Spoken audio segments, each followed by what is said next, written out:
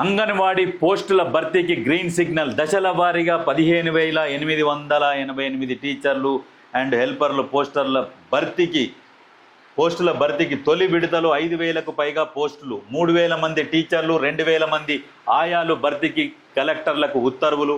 July 1 నాటికి recruitment పూర్తయ్యేలా అధికారుల కసరత్తు.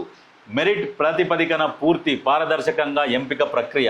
అయితే అంగన్వాడీ పోస్టులు ఉన్నాయి. ఇప్పుడు దగ్గర ఏంటంటే 15,888 పోస్టులు. దీనికి నోటిఫికేషన్ ఇస్తున్నారు.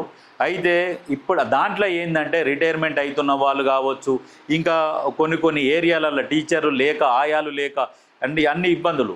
అయితే స్టార్టింగ్లో ఏంటంటే అంగన్వాడీలు ఏంటంటే ప్రతి దాంట్లో ఉంటారు. అంగన్వాడీ టీచర్లు కావచ్చు, పిల్లలకు శిశు సంక్షేమానికి కొంతమందికి ఊర్లలో అంగన్వాడీ టీచర్లు అని ఉంటారు. వీళ్ళ కోసం అన్నట్టు మొన్న ఒక సెల్ ఫోన్లు ప్రభుత్వం సెల్ ఫోన్లు ఇచ్చింది. సెల్ ఫోన్లు ఇచ్చేసి వీళ్ళు ప్రజలకు కానీ గర్భిణీ స్త్రీలకు కానీ ఏమేం కావాలి, ఎట్లా ఉండాలి, ఇవన్నీ అంటే పాలు గుడ్లు ఇవన్నీ ఇస్తుంటారు కదా అంగన్వాడీ టీచర్లు, ఆయాలు కానీ ఇవన్నీ వాళ్ళ కోసం ట్రైనింగ్ కోసం అని పెట్టారు. అయితే దీనిలో భాగంగానే టీచర్లు కూడా తక్కువయ్యారు, పోస్టులు తక్కువ ఉన్నాయి. చిన్న స్కూళ్ళు ఉంటాయి చూసిర్రా, చిన్న పిల్లలు ఉంటారు. ఏంటంటే ఇంటికాడ ఫస్ట్ స్కూల్ అలవాటు చేస్తున్నందుకు అంగన్వాడీలకు తోలుతారు అన్నట్టు. ఆ పిల్లల్ని అలా గుజబెట్టేస్తారు.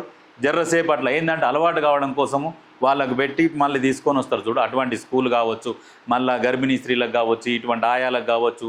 అందులో నుంచి ఇప్పుడు ఊర్లలో ఎట్లుంటుందంటే గుడ్లు ఇవన్నీ ఇస్తుంటారు కదా, ఇటువంటి వాళ్ళకి ఎట్లా ఇవ్వాలి, ఏ టైంకి ఏమి ఇవ్వాలి, ఇటువంటి అన్నిటి గురించి గతంలో సెల్ ఫోన్లు ఇచ్చారు కదా.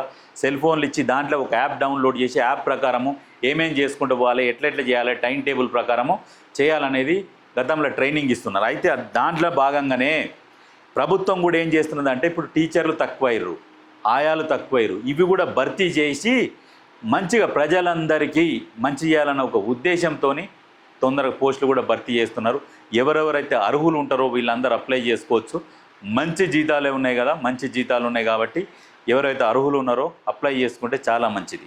అయితే గతంలో తెలంగాణ వచ్చినాక 10 సంవత్సరాల పాలనలో ఏం జరుగుతున్నది, అంగన్వాడీ టీచర్లు ఏం చేస్తున్నారు, ప్రజలకు ఏం మేలు జరుగుతుందని ఏం పట్టించుకోలేదు. ఆయారాం గయారాం, ఉన్నమా వచ్చినమా దోసుకున్నామా అయిపోయిందా పోయినామా అన్నట్టుగా.